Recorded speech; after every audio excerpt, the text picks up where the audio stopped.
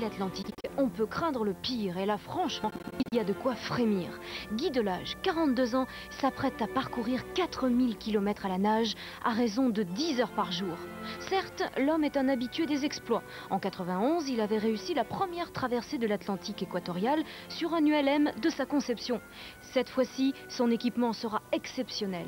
Une combinaison thermique, des palmes à gros rendement et un masque spécial. On a mis au point des matériels nouveaux. Le masque, par exemple, vous avez une vision sous-marine qui est identique à une vision terrestre dedans. Il y a une équipe de recherche qui est constituée environ de 200 scientifiques qui a travaillé pour essayer de réfléchir à tout ce qui pouvait arriver. Donc, ne pas oublier la bouée de soutien avec émetteur de détresse et désalinisateur, il pourra boire en nageant. Relié à lui, un catamaran pour se reposer et, à bord, un ordinateur transmettra par satellite la position du nageur. Mais que se passera-t-il si le radeau est emporté? En principe, rien n'est laissé au hasard. Notre homme est robuste, entraîné, armé, mais... Il y a un risque, je dirais, médical, humain, c'est-à-dire qu'effectivement une syncope en action de nage fait que normalement c'est fatal. Et puis il y a un risque qui est lié à l'environnement, donc à la rencontre éventuellement de requins, sur lequel on a travaillé, mais on n'est pas certain de pouvoir parer totalement à une attaque impromptue. Alors, vous pouvez l'appeler illuminé, rêveur, fada, aventurier, homme-poisson. Lui, il n'entend déjà plus que l'appel du large. Et si tout va bien? Allez, encore un petit effort, c'est bientôt l'arrivée. Un peu plus loin, sur la côte, Thomas, le fils aîné de Guy Delage, s'impatiente. Ça commence à être long. Pour lui, ça représentait un grand rêve qu'il a depuis 8 ans.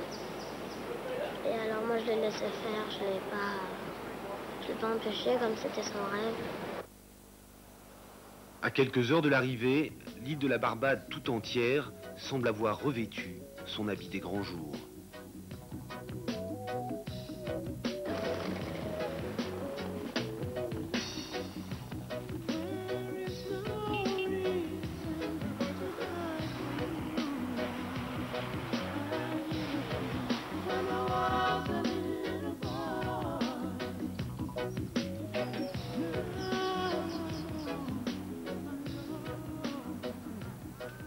Ça y est, Guy n'est plus très loin et Thomas est déjà sur la plage. Dernier moment de réflexion sur l'aventure de son père. Traverser l'Atlantique, c'est comme aller dans une cage à requins. Il y a des requins, il y a des méduses, Moi j'en ai pensé que si je réussissais, c'était pas mal. Encore quelques longueurs, les retrouvailles sont proches. Ça me fait un peu bizarre parce que je ne l'ai pas vu depuis très longtemps et de le revoir, ça va me faire un peu bizarre.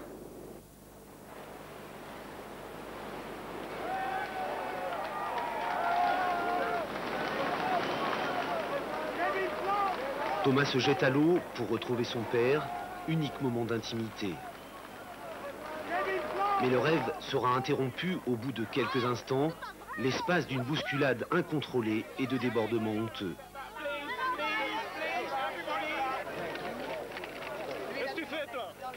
Très vite, Guy sera transporté à l'écart pour échapper à cette marée humaine insupportable après ce qu'il vient de vivre.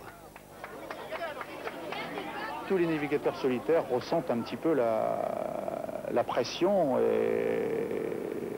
après donc le silence et la solitude et simplement l'environnement naturel, de se retrouver plongé dans le bruit, dans une espèce de tourbillon de foule, je dirais que c'est sûrement difficile. Une fois le calme revenu, on vante les mérites des palmes de cet homme poisson, sorti des eaux et précipité un peu vite dans le monde des hommes. D'un seul coup, je me suis dit, bon, ça y est, j'y suis. Je viens de revoir des bipèdes, ils parlent. Ils parlent, ils m'ordonnent même. Alors que depuis 2 mois, j'étais libre. Et là, d'un seul coup, j'ai pris conscience qu'en fait, bon, ça y est, je sortais du monde, d'un monde pur, en fait, où il y avait des règles, mais ces règles, on ne pouvait pas les transgresser parce que c'était des règles naturelles. Thomas, lui, s'est remis à l'eau. Si pour le moment, il se contente de la piscine, il n'exclut rien Guy Delage Junior pourrait un jour faire comme papa. Bah, peut-être un jour, oui, mais peut-être un jour, quand je serai plus grand.